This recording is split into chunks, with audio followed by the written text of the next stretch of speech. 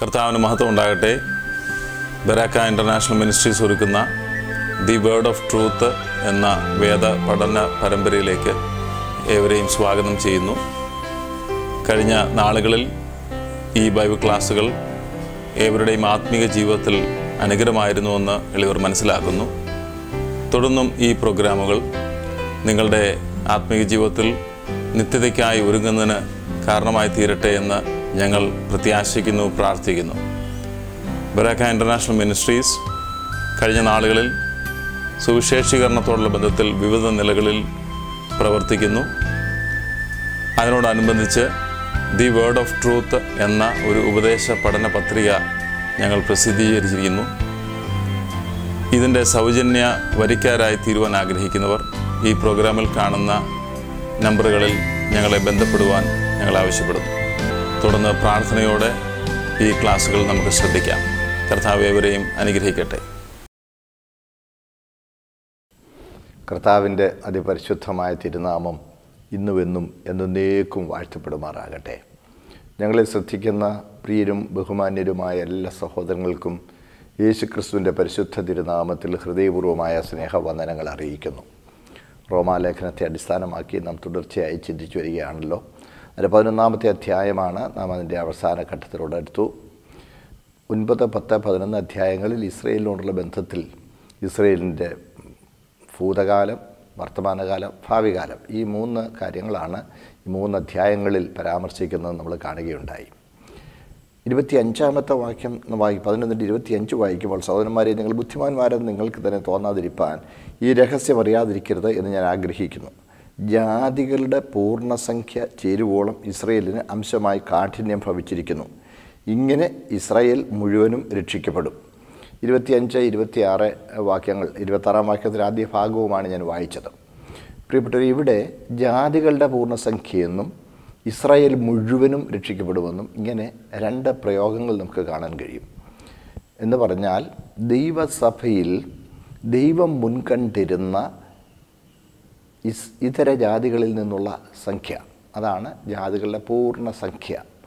അതുപോലെ തന്നെ ഇസ്രായേലിൽ നിന്ന് ദൈവം മുൻകണ്ടിരുന്ന ആകമേ യഹൂദന്മാർ, വിശ്വാസിയായ അബ്രഹാമിൻ്റെ മക്കൾ എന്ന പദവി പ്രാപിച്ച വിശ്വാസികളായ ഇസ്രായേല്യർ. ജഡപ്രകാരമുള്ള പിതൃത്വമല്ല, അവിടെ ആത്മപ്രകാരമുള്ള പിതൃത്വമാണ് അബ്രഹാമുമായിട്ട് അവർക്കുണ്ടായിരിക്കേണ്ടത്. ഈ 2 ഗ്രൂപ്പും ഒരുമിച്ച് ചേർന്ന് ഒരു പുതുമനുഷ്യനായി ഒരുക്കപ്പെടുന്നതാണ് ദൈവസഭ. അതാണ് പൗലോസ് ഇവിടെ പറഞ്ഞു വരുന്നത്. നമ്മൾ കഴിഞ്ഞ ദിവസം കണ്ടു, മുഴുവനും എന്ന് പറഞ്ഞിരിക്കുമ്പോൾ അത് ആ മുഴുവനും എന്ന അർത്ഥമാണ് അവിടെ അർത്ഥത്തിലാണ് ഉപയോഗിച്ചിരിക്കുന്നത് നമ്മൾ കാണുകയുണ്ടായി. പ്രിയപ്പെട്ടവരെ, ദ ഓൾ, ടൗസ് പെൻറ്റാസ് എന്നാണ്. ദ ഓൾ, ആ എല്ലാവരും. അല്ലാതെ എല്ലാവരും എന്ന് പറഞ്ഞാൽ ഇസ്രായേല്യ പരമ്പരയിൽ പിറന്ന ആബാലവൃദ്ധം മുഴുവൻ പേരും എന്നുള്ളതല്ല എൻ്റെ അർത്ഥം. പിന്നെയോ ആ എല്ലാവരും, ആകമേ യഹൂദനായ യഹൂദൻ. അതാണ് 2-ാം അധ്യായത്തിൽ 28, 29 വാക്യങ്ങളിൽ പൗലോസ് ഓൾറെഡി അത് പറഞ്ഞതാണ്. മാത്രമല്ല, ഗലാത്യ ലേഖനം അതിൻ്റെ 3-ാം അധ്യായം 7-ാം വാക്യത്തിൽ നമ്മൾ വായിക്കുന്നുണ്ട്, വിശ്വാസിയുടെ പിതാവാണ് അബ്രഹാം. നോക്കണേ, വിശ്വാസികൾ എത്ര അബ്രഹാമിൻ്റെ മക്കളെന്ന് നമ്മളവിടെ കാണുന്നുണ്ട്. അപ്പോൾ അകമേ യഹൂദനായവനും വിശ്വാസികളായവരുമായ ഇസ്രായേല്യരെ മാത്രമേ അവിടെ ഉദ്ദേശിക്കുന്നുള്ളൂ. അല്ലാതെ ഇസ്രായേല്യ വംശം മുഴുവനും രക്ഷിക്കപ്പെടും എന്ന അർത്ഥം അവിടെ വരുന്നില്ല. ടൗസ് പെൻറ്റാസ്, ആ എല്ലാവരും എന്നാണ് പൗലോസ് വളരെ വ്യക്തമായിട്ട് പറഞ്ഞിരിക്കുന്നത്. ഇതുപോലെ തന്നെ ഇതര ജാതികളിൽ നിന്നും ഇതര ജനസമൂഹങ്ങളിൽ നിന്നും ദൈവം മുൻകണ്ടിരുന്നതും ദൈവത്തെക്കുറിച്ച് യഥാർത്ഥത്തിൽ സത്യാന്വേഷികളായിരിക്കുന്നവരുമായ, ദൈവത്തിൽ താല്പര്യമുള്ളവരായ, പാപപരിഹാരത്തെക്കുറിച്ച് തികച്ചും ആഗ്രഹമുള്ളവരായ ഇതര ജാതികളിൽ നിന്ന് ദൈവത്തിൽ വിശ്വസിക്കുവാനും യേശുക്രിസ്തുവിൻ്റെ പ്രായശ്ചിത്ത ബലിമരണത്തെ സംബന്ധിച്ചുള്ള ദൈവിക വെളിപ്പാടിനെ ഹൃദയപൂർവ്വം അംഗീകരിച്ച് ആ മരണത്തിൽ പങ്കാളിയായി പാപപരിഹാരം പ്രാപിച്ച നിത്യജീവനായി ഒരുക്കപ്പെടുവാൻ സമർപ്പണമുള്ള അങ്ങനെയുള്ളവരെ സ്വർഗത്തിലെ ദൈവം മുൻകൂട്ടി കണ്ടിരിക്കുന്നു സർവജ്ഞാനത്തിൽ. ആ പൂർണ്ണസംഖ്യ, ജാതികളുടെ പൂർണ്ണസംഖ്യ ഇസ്രായേലിൽ മുഴുവനും എന്ന് പറഞ്ഞാൽ ആ മുഴുവനും, ഇവ 2 ഗ്രൂപ്പും ഒരുമിച്ച് ചേർന്ന് രൂപപ്പെടുന്ന പുതിയ മനുഷ്യൻ, അതാണ് ദൈവസഭ. താഴോട്ട് അതിനെക്കുറിച്ച് പൗലോസ് അല്പം വിശദീകരിച്ചിരിക്കുന്നത് നമുക്ക് കാണാനായിട്ട് കഴിയും. പ്രിയപ്പെട്ടവരെ, ദൈവത്തിന് ഈ രണ്ട് ഗ്രൂപ്പിനോടുള്ള ഇടപെടൽ ഒരേ മാനദണ്ഡപ്രകാരമാണ്. ഇസ്രായേല്യർ ദൈവസന്നിധിയിലേക്ക് തങ്ങളെ സമർപ്പിക്കുവാനായിട്ട് ദൈവം അവർക്ക് കൃപ നൽകി. ഇതര ജാതികൾ ആ സമയം മത്സരികളായി തുടരുകയായിരുന്നു. അപ്പോൾ അവർ മത്സരിച്ചപ്പോൾ ഇവരോട് ദൈവം കരുണ കാണിച്ചു. അത് കഴിഞ്ഞ് ഇവർ മത്സരിച്ചപ്പോൾ ദൈവം അവരോട് കരുണ കാണിക്കുന്നു. എല്ലാ സമയവും ദൈവത്തിൻ്റെ കരുണ എല്ലാവർക്കുമായി ഒരുപോലെ ഉണ്ടെങ്കിലും ആ കരുണയെ അംഗീകരിക്കുകയും ആ കരുണയ്ക്ക് വിധേയപ്പെടുവാൻ സമർപ്പിക്കുകയും ചെയ്യുന്നവരോടുള്ള ദൈവിക ഇടപെടലിനെ കുറിച്ചാണ് നമ്മളോട് മനസ്സിലാക്കേണ്ടത്. സ്തോത്രം. ബൈബിളിനെ, വചനത്തെ വചനം കൊണ്ട് വ്യാഖ്യാനിക്കണം. ഒരു വാക്യത്തെ സന്ദർഭത്തിൽ നിന്ന് പറിച്ചെടുത്ത് വ്യാഖ്യാനിക്കുകയല്ല. മുഴുവൻ ആശയത്തിൽ നമ്മൾ മനസ്സിലാക്കുമ്പോൾ മത്സരികൾ ഒരു ഗ്രൂപ്പ് മത്സരികളായിരിക്കുന്നവരോട് ദൈവം ഇടപെട്ടുകൊണ്ടേയിരിക്കുന്നു. പക്ഷേ അവർക്ക് ആ മത്സര സ്വഭാവം വിട്ടുവരുവാനായിട്ട് മനസ്സുണ്ടാവുന്നില്ല. എന്നാൽ മറ്റുള്ളവർ കരുണ പ്രാപിക്കുന്നത് കാണുമ്പോൾ മത്സരികളായവർ തങ്ങളെക്കുറിച്ച് തന്നെ ഒരു ബോധ്യം വരികയും അവർ കർത്താവിനായി തങ്ങളെ സമർപ്പിക്കുകയും ചെയ്യുവാനിടയായിത്തീരുന്നു. ഇതാണ് പൗലോസിൻ്റെ ആർഗ്യുമെൻറ്റ്.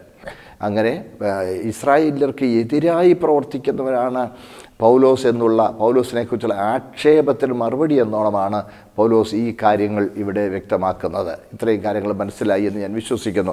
ഇനി അതിൻ്റെ 32-ാമത്തെ വാക്യം ശ്രദ്ധേയമാണ്. ദൈവം എല്ലാവരോടും കരുണ ചെയ്യേണ്ടതിന് എല്ലാവരെയും അനുസരണക്കേടിൽ അടച്ചു കളഞ്ഞു. ഇവിടെ പറയുന്ന എല്ലാവരും എന്നുള്ള രണ്ട് പ്രയോഗം, എല്ലാവരോടും കരുണ ചെയ്യേണ്ടതിന് എല്ലാവരെയും അനുസരണക്കേടിൽ അടച്ചു കളഞ്ഞു, ഈ രണ്ട് പ്രയോഗവും മനുഷ്യ സമൂഹത്തെ മുഴുവനും ഉദ്ദേശിക്കുന്ന പ്രയോഗമായിട്ടാണ് മൂലകൃതിയിൽ കാണുന്നത്. പ്രിയമുള്ളവരെ, അതിൻ്റെ അർത്ഥം എന്താണ്? ഒരു ഗ്രൂപ്പിനെ മാത്രമേ ദൈവം മുൻകണ്ടുള്ളൂ എന്നും ഇസ്രായേലിൽ തന്നെ അകമേഹൂദനാവൻ മാത്രമേ രക്ഷിക്കപ്പെടുകയുള്ളൂ എന്നും പറഞ്ഞു വെച്ചു. പിന്നെ എല്ലാവരോടും കരുണ ചെയ്യേണ്ടതിന് ദൈവത്തിന് എല്ലാവരോടുമുള്ള ഇടപെടൽ ഒരുപോലെയാണ്. എന്നാൽ ദൈവത്തിൻ്റെ സ്നേഹത്തിൻ്റെ ആഹ്വാനത്തെ തിരിച്ചറിയുവാനും അംഗീകരിക്കുവാനും മനസ്സുവെക്കുന്നവർ അവരാണ് പ്രിയപ്പെട്ടവരെ യഥാർത്ഥമായ ദൈവവുമായുള്ള വ്യക്തിബന്ധത്തിലും നിത്യജീവനിലും പാപപരിഹാരത്തിലും ദൈവത്തോടുള്ള ആ ഹൃദയപൂർവമായ ബന്ധത്തിൽ വരുവാൻ ഇടയായിത്തീരുന്നത്. ഞാൻ ആരാണെന്നും ദൈവം എന്നെ സൃഷ്ടിച്ചതാണെങ്കിൽ എന്തിനായി എന്നെ സൃഷ്ടിച്ചുവെന്നും ദൈവത്തിന് എന്നോടുള്ള ബന്ധം എന്താണെന്നും ദൈവം എന്നെ സൃഷ്ടിച്ചത് ദൈവവുമായുള്ള കൂട്ടായ്മ ബന്ധത്തിനായിരിക്കെ ആ കൂട്ടായ്മ ബന്ധം അനുഭവിക്കാൻ ഞാനിപ്പോൾ എന്ത് ചെയ്യണമെന്നും ആ ഒരു അന്വേഷണ ബുദ്ധി തങ്ങളെക്കുറിച്ച് തന്നെ അന്വേഷിക്കുന്ന വ്യക്തി. മനുഷ്യനിൽ ദൈവം ഒരു ജിജ്ഞാസ നൽകിയിട്ടുണ്ട്. മനുഷ്യൻ ആ ജിജ്ഞാസ മൂലമാണ് അന്വേഷണത്തിലേക്ക് കടക്കുന്നത്. അന്വേഷണത്തിലേക്ക് കടക്കുകയും കാര്യങ്ങളെക്കുറിച്ച് ഗ്രഹിക്കുകയും ചെയ്യുന്നു. എന്നാൽ തന്നെക്കുറിച്ച് തന്നെ അന്വേഷിക്കുവാനും തന്നെക്കുറിച്ച് തന്നെ ഒരു ബോധ്യമുള്ളവരാകുവാനും ഈ മനുഷ്യന് മനസ്സില്ലാതെ പോകുന്നു. അവിടെ വരുമ്പോൾ മനുഷ്യൻ മത്സരിയായി തുടരുകയാണ്. എന്നാൽ പരമാർത്ഥമായും നിർമ്മല ഹൃദയത്തോടെ മുൻവിധിയില്ലാതെ ഒരു ദൈവം എങ്ങനെ ആയിരിക്കണമെന്നുള്ളതിനെക്കുറിച്ചുള്ള ഉത്ബോധം നിമിത്തം ഒരു ദൈവമായിരിക്കണമെങ്കിൽ ദൈവത്തിനുണ്ടായിരിക്കേണ്ട യോഗ്യതകൾ എന്ത് എന്ന ഒരു നിർമ്മല ഹൃദയത്തോടെ തുറന്ന മനസ്സോടെ മുൻവിധി കൂടാതെയുള്ള ആ ചിന്തയെ മുൻപോട്ട് പോകുന്നവർ വിശുദ്ധ ബൈബിളിൽ വെളിപ്പെടുത്തപ്പെട്ടിരിക്കുന്ന ഏക സത്യദൈവമാണ് സത്യദൈവം എന്നുള്ള തിരിച്ചറിവിലേക്ക് വരികയും ആ ദൈവത്തോട് ബന്ധപ്പെടുവാൻ ഞാൻ എന്തു വേണം, ഞാൻ ഇസ്രായേലിനല്ലല്ലോ, വേണ്ട, ദൈവത്തിന് എല്ലാവരും ഒരുപോലെയാണ്, നീ പാപിയും മത്സരിയുമാണെങ്കിൽ ദൈവം നിന്നോട് കരുണ കാണിക്കുന്നു. ലോകത്തിൻ്റെ മധ്യഭാഗത്ത് മധ്യധരണിക്കടലിലെ തീരത്ത് ചരിത്രത്തിലും മധ്യത്തിൽ സകലത്തിലും മധ്യസ്ഥനായി യേശു ക്രിസ്തു ക്രൂശിക്കപ്പെട്ടിരിക്കുന്നു. സകല ഭൂസീമാവാസികളുമായുള്ളവരെ എങ്കിലേക്ക് നോക്കി രക്ഷപ്പെടുവാൻ വിടുവീൻ, ഞാനല്ലാതെ മറ്റൊരു ദൈവമില്ലല്ലോ എന്നുള്ള ദൈവവചനം തിരിച്ചറിഞ്ഞ് ഈ സത്യദൈവത്തിങ്കിലേക്ക് പാപപരിഹാരത്തിനായി ഒരുക്കപ്പെട്ട തികവുള്ള പ്രായോഗികമായി എല്ലാവർക്കും അനുഭവിക്കുവാൻ പാകത്തിനുള്ള ആ രക്ഷാമാർഗം ഹൃദയപൂർവ്വം അംഗീകരിച്ച് വായ് കൊണ്ട് കർത്താവിനെ രക്ഷകനും കർത്താവുമായി ഏറ്റുപറഞ്ഞ് അവൻ്റെ മരണത്തിൽ പങ്കാളികളായി ഒരു പുതിയ ജീവിതം നയിക്കുവാൻ ഏത് ജനവിഭാഗത്തിൽപ്പെട്ട തയ്യാറാകുമോ അവർക്ക് ഈ സത്യദൈവത്തിങ്കിൽ അവകാശം പ്രാപിക്കുവാൻ, ആ ദൈവത്തോടുള്ള ബന്ധം കൂട്ടായ്മ അനുഭവിക്കുവാൻ ദൈവം വഴിയൊരുക്കിയിരിക്കുന്നു. ഇത് തിരിച്ചറിയുവാൻ ദൈവം നമുക്ക് കൃപ നൽകിയതിനാൽ ഞാൻ കർത്താവിനെ സ്തുതിക്കുന്നു. സ്തോത്രം. ആട്ടെ, ഈ 32-ാമത്തെ വാക്യത്തെ അല്പം ഒന്ന് ചിന്തിക്കാൻ. ദൈവം എല്ലാവരോടും കരുണ ചെയ്യേണ്ടതിന് എല്ലാവരെയും അനുസരണക്കേടിൽ അടച്ചു കളഞ്ഞു. പൊതുവെ ആളുകൾ ചോദിക്കുന്ന ബൈബിളിൻ്റെ അടിസ്ഥാനത്തിൽ ചോദിക്കുന്ന ചോദ്യങ്ങളുണ്ട്. ഈ ദൈവത്തിന് എന്നതായിരുന്നു? ചുമ്മാതിരുന്നപ്പോൾ ഒരു ഭൂതി തോന്നി, ഒരു തോട്ടമുണ്ടാക്കി ആ തോട്ടത്തിലൊരു മനുഷ്യനെയും പടച്ചു വിട്ടു. ആ മനുഷ്യന് എല്ലാം ഭക്ഷിച്ചോളാൻ അവൻ അനുവാദം കൊടുത്തു. നടുവിലുള്ള വൃക്ഷഫലം മാത്രം തിന്നരുതെന്ന് അവനോട് കൽപ്പന കൊടുത്തു. എന്നിട്ട് അതിന് യാതൊരു ബാഹ്യമായ നിയന്ത്രണവും വെച്ചില്ല. ഒരു മാലാഖയെ വല്ലതും അതിന് കാവലാക്കി നിയമിച്ചാൽ മതിയായിരുന്നു. ഒരു മുള്ളുവേലിയിട്ടാൽ പോരായിരുന്നോ? അല്ലെങ്കിൽ ഒരു വളരെ കഠിനമായൊരു മുൾപ്പടർപ്പ് അതിന് ചുറ്റും പടരുമാറാക്കിയാൽ മതിയായിരുന്നല്ലോ. ദൈവം അങ്ങനെയൊന്നും ചെയ്യാതെ തുറന്നിട്ടേച്ച് അതിൽ നിന്ന് പറിച്ചു തിന്നു എന്നുള്ള ഏക കുറ്റം മനുഷ്യൻ്റെ മേൽ ആരോപിച്ച് അവനെ നിത്യശിക്ഷാവിധിക്കും മരണത്തിനും നാശത്തിനുമായി ഏൽപ്പിച്ചു കൊടുത്തല്ലോ. ഈ ദൈവം ഇപ്പോഴെന്നതാ, അന്ന് തടയാതിരുന്ന ദൈവം ഇന്ന് ഏത് മഹാപാതകം ചെയ്തവനും വന്നോട്ടെ ഞാൻ നിന്നോട് ഔദാര്യമായി ക്ഷമിച്ചേക്കാമെന്ന് പറയുകയാണല്ലോ. അന്ന് ആ ഒരു പഴം പറിച്ച് തിന്ന് ആ ഒരു തെറ്റ് ക്ഷമിക്കുവാൻ മനസ്സില്ലാഞ്ഞ ദൈവമാണോ ഇന്ന് ഏത് മഹാകൊലപാതകം ചെയ്തവനോടും ക്ഷമിക്കുവാൻ തയ്യാറാകുന്നത്? അപ്പോൾ ദൈവത്തിന് മനുഷ്യനോടുള്ള ആ ഇടപെടലിൽ മാറ്റം വന്നുവോ? ഇങ്ങനെയൊക്കെ പരിഹസിച്ച് ചോദിക്കുന്നവരെ ഞാൻ കണ്ടിട്ടുണ്ട്. പ്രിയ ദൈവമക്കളെ, ദൈവമാണ്. ദൈവം സകലത്തിലും അധികാരിയാണ്. ചോദ്യം ചെയ്യപ്പെടുവാൻ കഴിയാത്ത വിധം അവൻ്റെ അധികാരം അബ്സല്യൂട്ടാണ്, സർവസമ്പൂർണമാണ്. നമ്മളത് മറന്നു പോകരുത്. ദൈവത്തെ ദൈവമായി നമ്മൾ അംഗീകരിക്കണം. അവനിൽ നിന്നാണ് സകലരും ഉളവായത് എന്നുള്ള സത്യം പൗലോസ് താഴെ അത് പറയുന്നുണ്ട്. നമ്മൾ ആ ഭാഗത്തേക്ക് പിന്നെ വരാം. അപ്പോൾ ദൈവം എല്ലാവരോടും കരുണ ചെയ്യേണ്ടതിന് എല്ലാവരെയും മനസ്സിനക്കേടിൽ അടച്ചു കളഞ്ഞു. പ്രിയപ്പെട്ടവരെ, ദൈവം പാപം ചെയ്യുവാൻ മുതിർന്ന മനുഷ്യനെ ബലാത്കാരേണ തടയാതെ പാപം ചെയ്യുവാൻ അവൻ മുതിർന്നപ്പോൾ അവനെ അതിനെ ഏൽപ്പിച്ചു കൊടുത്തതിൻ്റെ പിന്നിൽ ദൈവത്തിന് വലിയൊരു ഉദ്ദേശമുണ്ട്. അല്ല, ദൈവത്തിന് അത് ഇരുട്ടടിയായിരുന്നില്ല, അപ്രതീക്ഷിത പ്രഹരമായിരുന്നില്ല. അതിൻ്റെ പിന്നിലുള്ള ദൈവത്തിൻ്റെ ഉദ്ദേശം എന്താണ്? ദൈവം തന്നെ വെളിപ്പെടുത്തുവാൻ, ദൈവപ്രകൃതത്തെക്കുറിച്ച് മനുഷ്യന് ബോധമുള്ളവനാകുവാൻ ദൈവം ആഗ്രഹിക്കുന്നു. അവിടുന്ന് സ്നേഹമാണെന്നും ദോഷം കണക്കിടാത്ത ബന്ധമാണ് സ്നേഹമെന്നും ദൈവമാണെന്നും മനുഷ്യനോട് കരുതലും കരുണയുമുള്ളവനാണെന്നും തന്നെക്കുറിച്ചുള്ള യഥാർത്ഥ വെളിപ്പാട് മനുഷ്യൻ പ്രാപിക്കണമെന്ന് ദൈവം ആഗ്രഹിച്ചു. സ്തോത്രം. ആ വെളിപ്പാട് പ്രാപിക്കുവാൻ, ദൈവത്തിൻ്റെ സ്നേഹം തിരിച്ചറിയുവാൻ മനുഷ്യൻ്റെ ഒരു അവസരമുണ്ടാകേണ്ടതിന്, ദോഷം കണക്കിടാത്ത സ്നേഹം മനുഷ്യൻ ബോധ്യപ്പെടുവാൻ അവനൊരവസരം ഉണ്ടാകേണ്ടതിന് ദോഷം ചെയ്യുവാൻ മുതിർന്നപ്പോൾ അവനെ ബലാത്കാരേണ തടയാതെ ദോഷത്തിന് ഏൽപ്പിച്ച് കളഞ്ഞു. ഇതാണ് നമ്മളിവിടെ വായിക്കുന്നതിൻ്റെ അർത്ഥം. പ്രിയമുള്ളവരെ, ഇത് ബൈബിൾ വളരെ വ്യക്തമാക്കുന്നുണ്ട്. ഇത് വളരെ സൂക്ഷ്മതയോടെ മനസ്സിലാക്കേണ്ടത്. ദൈവത്തിൻ്റെ ദൈവത്വത്തെക്കുറിച്ച് ഉൾക്കൊള്ളുവാൻ മനസ്സ് വെക്കുന്നവൻ. പ്രിയപ്പെട്ടവർ, നമ്മൾ ദൈവത്തിൻ്റെ നേരെ നിന്ന് ചോദ്യം ചെയ്യുവാൻ നാം ആരാണ്? നാം ആരുമല്ല. ദൈവമാണ്. സകലത്തിനും അധികാരിയും സകലത്തിനും ഉടമസ്ഥനും നാം തന്നെ അവനിൽ നിന്നുളവായതും അവൻ്റെ കൈപ്പണിയും അവനാൽ സ്നേഹിക്കപ്പെടുകയും കരുതപ്പെടുകയും ചെയ്യുന്നവനാണ്. നാം ദൈവത്തെ ചോദ്യം ചെയ്യുമ്പോഴും ദൈവത്തിൻ്റെ ഭൂമിയിൽ നിന്നുകൊണ്ട് ദൈവം തന്ന ബുദ്ധി ഉപയോഗിച്ച്, ദൈവം തന്ന നാവ് ഉപയോഗിച്ച്, ദൈവം സൗദാര്യമായി തന്നിരിക്കുന്ന വായു ശ്വസിച്ചുകൊണ്ട്, ദൈവം നമുക്ക് നൽകിയിരിക്കുന്ന സകല വിഭവങ്ങളും അനുഭവിച്ചുകൊണ്ടാണ് നാം ദൈവത്തെ ചോദ്യം ചെയ്യുന്നത് എന്നുള്ളത് നമ്മൾ മറന്നു പോകരുത്. എങ്കിലും ദൈവം മനുഷ്യൻ അവനെതിരെ സംസാരിക്കുമ്പോൾ അവൻ്റെ നാക്കങ്ങ് താണു പോകാനോ അവന് അങ്ങ് പെട്ടെന്ന് മരിച്ചു പോകാനോ ഒന്നും ഇടയാക്കുന്നില്ല. ദൈവന് സ്വാതന്ത്ര്യം കൊടുത്തിട്ടുണ്ട്. ഇച്ഛാശക്തി, സ്വതന്ത്രമായ ഇച്ഛാശക്തി ദൈവന് കൊടുത്തിട്ടുണ്ട്. അപ്പോൾ ഈ സത്യം മനസ്സിലാക്കാൻ ബൈബിളിൽ നമുക്കൊരു ഉദാഹരണം കാണാനായിട്ട് കഴിയും. സാധാരണ മുടിയൻ പുത്രൻ്റെ കഥ എന്നൊക്കെ നമ്മൾ പറയുന്ന ലൂക്കോസ് സുവിശേഷം അതിൻ്റെ 15-ാമത്തെ അധ്യായത്തിൽ നമ്മൾ കാണുന്ന 3 ഉപമകളിൽ ഒരു ഉപമയാണല്ലോ മുടിയൻ പുത്രൻ എന്നൊക്കെ നമ്മളൊരു കരുണയില്ലാതെ അങ്ങ് പറയുന്നെങ്കിൽ നമുക്ക് ധൂർത്തുപുത്രൻ എന്ന് തന്നെ പറയാം. ധൂർത്തുപുത്രൻ.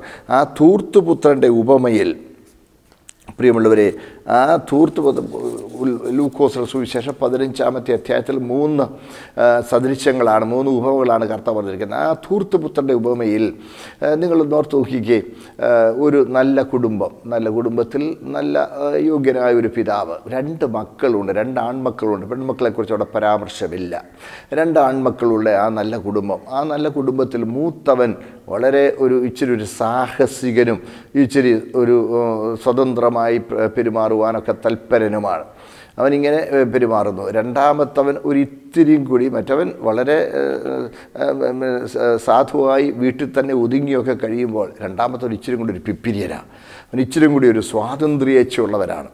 അവൻ ഇച്ചിരിയും കൂടി ലോകത്തിൻ്റെ ആസ്വാദനത്തിൽ തൽപരനാണ്. മൂത്തവൻ ഇച്ചിരി സൗമ്യനും സ്വതന്ത്രമായ ഇച്ഛാശക്തി ഉള്ളപ്പോൾ തന്നെ സൗമ്യനും ശാന്തനുമായി വീടിനോട് ബന്ധപ്പെട്ട് അങ്ങ് കഴിയുന്നു. രണ്ടാമൻ ഇച്ചിരി കൂടി സാഹസികനാണ്. ഇച്ചിരിയും കൂടി ഒരു ലോകം കാണണമെന്നുള്ളൊരു ആഗ്രഹം. നമുക്കറിയാം നമ്മുടെ ചെറുപ്പക്കാർ കുട്ടികൾക്കൊക്കെ ഉള്ള പോലുള്ളൊരു ആഗ്രഹം, ഒരു സാഹസിക ചിന്തയാണ് രണ്ടാമത്തവന്. അപ്പനും അമ്മയും അവരെ ലാളിച്ച് സ്നേഹിച്ച് വളർത്തിക്കൊണ്ടുവന്നു. കുറേ കഴിഞ്ഞപ്പോഴാണ് ഈ ഇളയ മകന് ഒരു ഇത്തിരിയും കൂടിയുള്ള ആ സ്വതന്ത്ര ചിന്ത അങ്ങോട്ട് വർദ്ധിച്ചു. കൂട്ടുകാരുടെ സ്വാധീനം അവൻ്റെ മേൽ വർദ്ധിച്ചു വരുന്നത് അപ്പനും അമ്മയും ശ്രദ്ധിച്ചു. കൂട്ടുകാരുടെ സ്നേഹം അവൻ്റെ മേൽ വർദ്ധിച്ചു വരുന്നു. അത് തിരിച്ചറിഞ്ഞ അപ്പനും അമ്മയും അവനെ ഗുണദോഷിച്ച് കാണും. വൈകിട്ട് ഞാൻ ഇന്നത്തെ പശ്ചാത്തലവുമായി ചേർത്തങ്ങ് പറയുകയാണ്. തീർച്ചയായിട്ടും അങ്ങനെ തന്നെ അത് നമുക്ക് മനസ്സിലാക്കാൻ കഴിയും ഉപമയിൽ നിന്നും. വൈകിട്ട് അവൻ വീട്ടിൽ കൂട്ടുകാരുടെ അടുത്ത് നിന്ന് വരുന്നതിന് അല്പം കൂടെ വൈകി തുടങ്ങി. അമ്മ അവനെ ഗുണദോഷിച്ച് കാണും. കുറച്ച് കഴിഞ്ഞാലും അപ്പനും അവനെ ഗുണദോഷിച്ച് കാണും. പിന്നെയും അവനിങ്ങനെ കൂട്ടുകാരുമായുള്ള ബന്ധത്തിൽ കൂടുതൽ സമയം വീടിന് പുറത്ത് ചെലവഴിക്കുവാൻ അവന് താല്പര്യപ്പെടുന്നു. വീട്ടിലെ കാര്യങ്ങളിലൊന്നും മൂത്തവനാണെങ്കിൽ എന്ത് പറഞ്ഞാലും അതുപോലെ അക്ഷരപ്രകാരം അങ്ങ് അനുസരിച്ച് സൗമ്യനായി ശാന്തനായി വീട്ടിൽ തന്നെ നിൽക്കും. ഇവനാണെങ്കിൽ ഇച്ചിരി സാഹസികനായി ഈ കൂട്ടുകാരുടെ കൂടെ ഇങ്ങനെ ഇത്തിരി ലോകം മുഴുവൻ ഇങ്ങനെ ആസ്വദിക്കണമെന്നുള്ള ചിന്തയിൽ ഇങ്ങനെ നടക്കുന്നു. അങ്ങനെ ഇരിക്കുമ്പോൾ ഒരു ദിവസം സാധാരണ അവൻ വീട്ടിലെത്തുന്നതിനേക്കാൾ അല്പം നേരത്തെ വീട്ടിലെത്തിയിട്ട് നേരെ അപ്പൻ്റെ അടുത്തേക്ക് തന്നെ ചെന്നു. അപ്പൻ്റെ അടുത്തേക്ക് എന്ന് വെച്ചിട്ട്, അപ്പാ, സ്വത്തിൽ എനിക്ക് ന്യായമായി വരാനുള്ള വീതം ഇങ്ങ് തന്നേക്കാൻ പറഞ്ഞു. സ്വത്തിൽ എനിക്ക് ന്യായമായി വരാനുള്ള വീതം തരാൻ ആവശ്യപ്പെട്ടു. അതെന്താടാ നീ ഇപ്പോൾ അങ്ങനെ ചോദിക്കുന്നത് എന്ന് പറഞ്ഞു കാണും. ഞാനിപ്പോൾ എല്ലാം നോക്കി നടത്തുന്നു, ആരോഗ്യവാനായി ഇവിടെ ഇരിക്കുന്നു. ഒക്കെ ശരിയാണ്. അപ്പൻ ജീവിക്കുന്ന പോലെയല്ല, ജീവിതം ആസ്വദിക്കാനുള്ളതാണ്. ചോരയും നീരും യൗവനത്വവും ഓജസ്സും കഴിവും ആരോഗ്യമൊക്കെ ഉള്ളപ്പോൾ പണമുണ്ടെങ്കിൽ മാത്രമല്ലേ അത് ഉപയോഗിക്കാൻ കഴിയുള്ളൂ. നരച്ചു വെളുത്ത് ഉപയോഗിക്കാൻ, ഈ സ്വത്തുക്കളൊന്നും ഉപയോഗിക്കാൻ, പണം ഉപയോഗിക്കാൻ കഴിവില്ലാതെ ജീവിതം ആസ്വദിക്കാൻ കഴിയാത്ത പോലെ ശാരീരിക ക്ഷമതയും കഴിവുകളും എല്ലാം നഷ്ടപ്പെട്ട് കഴിയുമ്പോൾ പിന്നെ പണം കിട്ടിയതുകൊണ്ട് എന്താ, എനിക്ക് എൻ്റെ വീതം വേണം, എൻ്റെത് മാത്രം മതി, ന്യായമായത് എനിക്ക് തരണം, നിർബന്ധമായി. അപ്പൻ അമ്മ അവിടെ ഇടപെട്ട് കാണുമായിരിക്കും. ഏതായാലും അപ്പൻ, നമ്മളവിടെ കാണുന്ന അപ്പൻ അന്നേരമേ അവൻ്റെ വീതം പകുത്തവന് കൊടുത്തു. പകുത്ത് കിട്ടിയതും ഇവനെല്ലാം വിറ്റ് പറക്കി കാശാക്കാൻ തുടങ്ങി. എല്ലാം വിറ്റ് കാശാക്കുകയാണ്. അപ്പനും അമ്മയും ഒക്കെ അവനെ ഗുണദോഷിച്ച് കാണുമായിരിക്കും. എന്താടാ നീ കാണിക്കുന്നത്? ജീവിതം ആസ്വദിക്കാനുള്ളതാണ്. അപ്പൻ്റെ ജീവിതം എത്ര ഇടുങ്ങിയ നിലയിലാണ്. അങ്ങേയറ്റം പോയാൽ ടൗണിൽ വരെ പോകും, തിരിച്ച് വീട്ടിൽ വരും. പിന്നെയും കുറച്ച് കഴിയുമ്പോൾ ടൗണിൽ വരെ പോകും, തിരിച്ച് വീട്ടിൽ വരും. വയലിൽ പോകും, അധ്വാനിക്കും, വീട്ടിൽ വരും. വീടിനെ ചുറ്റിപ്പറ്റി ഇതെന്ത് ജീവിതമാണ്? ജീവിതം, ലോകം വിശാലമാണ്, ലോകം സുന്ദരമാണ്, ജീവിതം മധുരമാണ്, അത് ആസ്വദിക്കുവാനുള്ളതാണ്. ലോകം, ഞാൻ ദൂരെ പോകും, എൻ്റെ കൂട്ടുകാരുണ്ട്, അവരുടെ കൂടെ പോയി ജീവിതത്തിൻ്റെ ആസ്വാദ്യതയെല്ലാം ഞാൻ അനുഭവിക്കും. അവരാകെ കൂടി ആവേശം കൊള്ളുകയാണ്. അപ്പൻ തടഞ്ഞില്ല. കിട്ടിയതെല്ലാം വിറ്റ് കാശാക്കി. ഇന്നത്തെ കാലത്താണെങ്കിൽ ഒരു പ്ലാറ്റിനം കാർഡ്, ക്രെഡിറ്റ് കാർഡ് മേടിക്കും, അല്ലെങ്കിൽ ഒരു ബാങ്ക് കാർഡ് അവന് അത് മേടിക്കും. പക്ഷേ അന്ന് അതൊന്നും ഇല്ലായിരുന്നല്ലോ. അല്ലെങ്കിൽ ഹാർലി ഡേവിഡ്സൺ വലിയ പൈസ ഒക്കെ ഉണ്ടെങ്കിൽ ഒരു വലിയ കൂടിയൊരു ബൈക്കൊക്കെ മേടിക്കും. എന്നിട്ട് അവൻ പോകും. അന്നത്തെ കാലത്തൊന്നും ഇല്ലാഞ്ഞുകൊണ്ട് ഞാൻ വിശ്വസിക്കുന്നു ഒരു വെസ്റ്റ് ബ്രീഡ് ഹോഴ്സ് ഏറ്റവും നല്ലൊരു കുതിരയൊക്കെ മേടിച്ചു കാണും. എന്നിട്ട് പണമെല്ലാം 2 സ്വർണ്ണ നാണയങ്ങളും വെള്ളി നാണയങ്ങളും 2 വലിയ സഞ്ചിയിൽ ഒക്കെ ആക്കി ഇവൻ അതിരാവിലെ അപ്പനെ മമ്മ ബായ്, പപ്പ ബായ് പറഞ്ഞ് അവനാകെ കൂടി എല്ലാം ഇട്ട് കെട്ടി അവനങ്ങ് പുറപ്പെട്ടു പോവുകയാണ്. വീട്ടിൻ്റെ ഉമ്മറത്ത് നിന്നുകൊണ്ട് അപ്പനും അമ്മയും അവൻ പോകുന്നത് നോക്കിക്കൊണ്ടു. അവൻ ദൂരേക്ക് അവൻ്റെ വാഹനമൃഗത്തിന് പുറത്ത് കയറിപ്പോയി. അമ്മ വിതുമ്പാൻ തുടങ്ങിക്കാണും. എന്നിട്ട് അപ്പനോടായി, എൻ്റെ മനുഷ്യ, നിങ്ങൾ എന്തായി കാണിച്ചത്? ഈ കുട്ടിയെ നശിക്കാൻ നിങ്ങൾ പറഞ്ഞു വിട്ടോ? അല്ലാതെ ഞാൻ എന്ത് ചെയ്യാനെന്നോ? ഒന്നും ചെയ്യാനില്ലേ? വീട്ടിൽ പൂട്ടിയിടണം. വീട്ടിൽ പൂട്ടിയിട്ടാൽ അവന് പൂട്ട് പൊളിച്ച് പോകും. അല്ലെങ്കിൽ എപ്പോഴെങ്കിലും തുറക്കുമ്പോൾ അവൻ പോകും. കയ്യും കാലും തല്ലി പിടിച്ചിടണം. കയ്യും കാലും തല്ലി പിടിച്ചിട്ടാൽ കയ്യും കാലും നേരെയാകുമ്പോൾ അവൻ പോകും. പോകട്ടെ. പോയി യാഥാർത്ഥ്യങ്ങൾ മനസ്സിലാക്കി മടങ്ങി വരട്ടെ. അവൻ വരും, നീ വിഷമിക്കാതെ, അവൻ വരും, അവൻ വരും. അപ്പൻ ശുഭാപ്തി വിശ്വാസത്തോടെ പറഞ്ഞു. അമ്മ തേങ്ങിക്കരഞ്ഞ് കാണും. അവൻ പോയി ദൂരദേശത്ത് പട്ടണത്തിലെത്തി. ഇഷ്ടം പോലെ കൂട്ടുകാർ അവൻ്റെ കൂടെ കൂടി. പണം കണ്ടപ്പോൾ ആളുകൾ തേനിൻ്റെ അടുത്ത് ഈച്ച കൂടുന്ന പോലെ ഓടിക്കൂടി. അവൻ അവരുടെ നേതാവായി. ചൂതാട്ടം, നൃത്തശാല, മദ്യശാല എന്നു വേണ്ട എല്ലാ ആസ്വാദ്യതകളിലേക്കും, യൗവനത്തിൻ്റെ എല്ലാ മോഹങ്ങളിലേക്കും, ലോകത്തിൻ്റെ എല്ലാവിധ സുഖലോലുപതയിലേക്കും അവൻ മുങ്ങിത്താണു. അധികം കഴിയുന്നതിന് മുമ്പേ അവൻ്റെ പണം തീർന്നു. പണം തീർന്നപ്പോൾ അവൻ്റെ കൂട്ടുകാരെല്ലാം അവനെ വിട്ടുമാറി. അവൻ ഏകനായി. കാര്യങ്ങൾ കൂടുതൽ വഷളാകത്തക്കതുപോലെ ആ നാട്ടിൽ വലിയൊരു ക്ഷാമവും ആരംഭിച്ചു. എന്തു ചെയ്യും? ഏതായാലും പട്ടിണിയായി അപ്പൻ്റെ വീട്ടിലേക്ക് മടങ്ങിപ്പോവുക എന്ന ചിന്തയെ വരുന്നില്ല. ഇല്ല, ഞാൻ എനിക്കുള്ളതെല്ലാം വാങ്ങിക്കൊണ്ട് പോകുന്നതാണ്, മടങ്ങിപ്പോകുന്നില്ല. ജീവിതം ആസ്വദിക്കുന്നു. ഇനി എങ്ങനെയെങ്കിലും ഉപജീവനം തേടണം. ആ നാട്ടിലുള്ള ഒരു പൗരൻ്റെ അടുത്ത് ചെന്നു. ആ പൗരൻ വലിയ കൃഷിക്കാരനും, അദ്ദേഹത്തിന് പൗൾട്രി ഫാം എന്ന് വേണ്ടല്ല, പിഗ് ഫാം എല്ലാമുള്ള ഒരു വലിയ ധനാഢ്യനായ മനുഷ്യൻ. സർ, എന്തെങ്കിലും ഒരു ജോലി തരണം. നീ എന്ത് ജോലിയും ചെയ്യാൻ തയ്യാറോ? ഞാൻ നിൻ്റെ പേരെന്താ? പേര് പറഞ്ഞപ്പോൾ ഒരു യഹൂദ ബാലൻ്റെ പേര് തന്നെയാണ്. നീ യഹൂദനാണ്? അതെ. അവനെ ഒന്ന് റാഗ് ചെയ്തെടുക്കണമെന്ന് ആ മുതലാളിക്ക് തോന്നി. ആട്ടെ, എന്ത് ജോലി നീ ചെയ്യുമോ? എന്ത് ജോലി ചെയ്യണം. എന്നാൽ പന്നിക്കൂട്ടം കൊണ്ട് മേയ്ക്കുമോ? പെട്ടെന്ന് അവൻ്റെ മനസ്സിൽ പന്നി അവർക്ക് നിഷിദ്ധ മൃഗമാണ്. എങ്കിലും അടുത്ത നിമിഷം പ്രമാണം. വിശന്ന് പൊരിയുകയാണ്, വിശന്ന് ചത്തുപോവും. എന്ത് ജോലിയും ചെയ്യാം, എന്നാൽ പൊക്കോ, ഇപ്പം തന്നെ ജോലിക്ക് പ്രവേശിച്ചു. അവൻ ആ പന്നിയെ മേയ്ക്കുവാൻ നിയമിക്കപ്പെട്ടു. അവൻ പോയി പന്നി തിന്നുന്ന വാളവര, ഏറ്റവും മൃഗങ്ങൾക്ക് കൊടുക്കുന്ന ഭക്ഷണം, അതെങ്കിലും കിട്ടിയിരുന്നെങ്കിൽ ഇവൻ ആ ജോലി ചെയ്തിട്ടും അവന് വിശപ്പടക്കാനുള്ളത് കിട്ടുന്നില്ല. ഒടുവിൽ അവന് സുബോധം വന്നു എന്നാണ് നമ്മൾ വായിക്കുന്നത്. സുബോധം വന്നിട്ട് എൻ്റെ അപ്പൻ്റെ വീട്ടിൽ എത്ര കൂലിക്കാർ ഭക്ഷണം കഴിച്ച് ശേഷിപ്പിക്കുന്നു, ഞാനോ ഇവിടെ വിശപ്പ് കൊണ്ട് നശിച്ചു പോകുന്നു. ഇല്ല, ഞാൻ അപ്പൻ്റെ അടുത്ത് ചെല്ലും.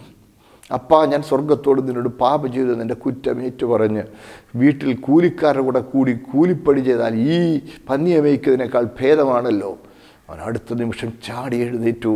നിശ്ചയദാർഢ്യത്തോടെ അവൻ അപ്പൻ്റെ വീട് ലക്ഷ്യമാക്കി ഓടുകയാണ്. കുറേ ദിവസങ്ങളായി അപ്പൻ എന്നും 5 മണിയാവുമ്പോൾ മകൻ പോയ ആ ഭാഗത്തേക്ക് വഴിയിലിറങ്ങി നിന്ന് ഇങ്ങനെ നോക്കുകയാണ്. പലരും വരുമ്പോൾ അവൻ തന്നെയാണോ ഇങ്ങനെ നോക്കും. ഇല്ല, അവനല്ല. അന്നും പതിവ് പോലെ അവൻ ആ അപ്പൻ ഇറങ്ങി നിന്ന് ആ മകൻ ഇറങ്ങിപ്പോയ വഴിയിലേക്ക് നോക്കിക്കൊണ്ട് നിൽക്കുകയാണ്. പ്രായമുള്ളതുകൊണ്ട് കണ്ണിൻ്റെ മീതെ കൈ വിധാനിച്ച് സൂക്ഷിച്ച് അങ്ങനെ നോക്കുമ്പോൾ ദൂരെ നിന്നൊരു പേക്കോലം വെച്ച് വരുന്നു, പട്ടിണിക്കോലം. അപ്പന് പെട്ടെന്നാളിനെ മനസ്സിലായി. അപ്പൻ ഓടിച്ചെന്നവനെ കെട്ടിപ്പുണർന്ന് ആശ്ലേഷിച്ച് ചുംബനം കൊടുക്കുക. അതിനിടയിൽ അവൻ ഇത്രയും പറഞ്ഞു, അപ്പാ, ഞാൻ സ്വർഗത്തോടും നിന്നോടും പാപം ചെയ്തു, ദൈവത്തോടും നിന്നോടും പാപം ചെയ്തു, ഇനി മകൻ എന്ന പേര് യോഗ്യനല്ല. അവൻ തീരുമാനിച്ചു വന്നത്, കൂലിക്കാരുടെ കൂടെ ഞാൻ കൂടിക്കോട്ടെ, ഒരു വേലക്കാരനായി വീട്ടിലെ കൂലിക്കാരുടെ കൂട്ടത്തിൽ എന്നെ കൂട്ടണേ എന്ന് പറയാനാവും വന്നത്. പക്ഷേ ആ വാക്കുകൾ അവനെയും കൊണ്ട് അപ്പൻ പറയിപ്പിച്ചില്ല. തിരിച്ചു വരുമ്പോൾ ആ വാക്ക് അവൻ പറയുന്നില്ല. അവനെ കൂലിക്കാരനായിട്ടല്ല, മകനായി തന്നെ അപ്പൻ സ്വീകരിച്ചു. വീട്ടിൽ ആഹ്ലാദമായി, വിരുന്നായി, സൽക്കാരമായി.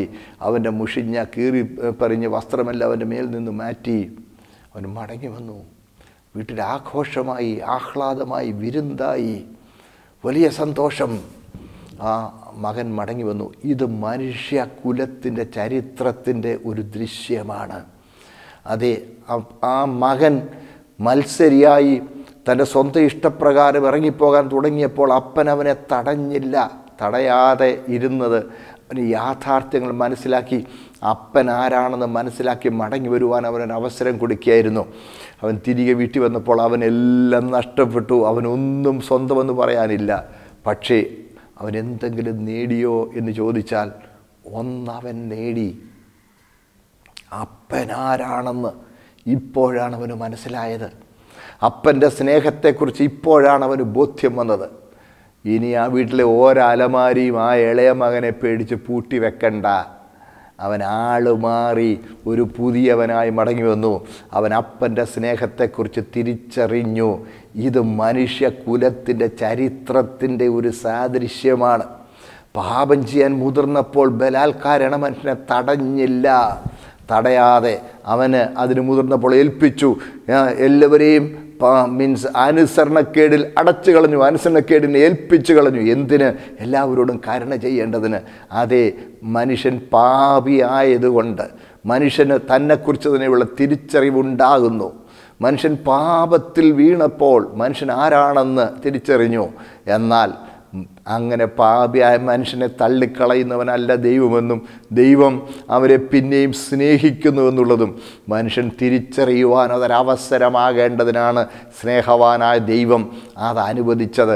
എല്ലാവരോടും കരുണ ചെയ്യേണ്ടതിന് എല്ലാവരെയും അനുസരണക്കേടിൽ അടച്ചു കളഞ്ഞു.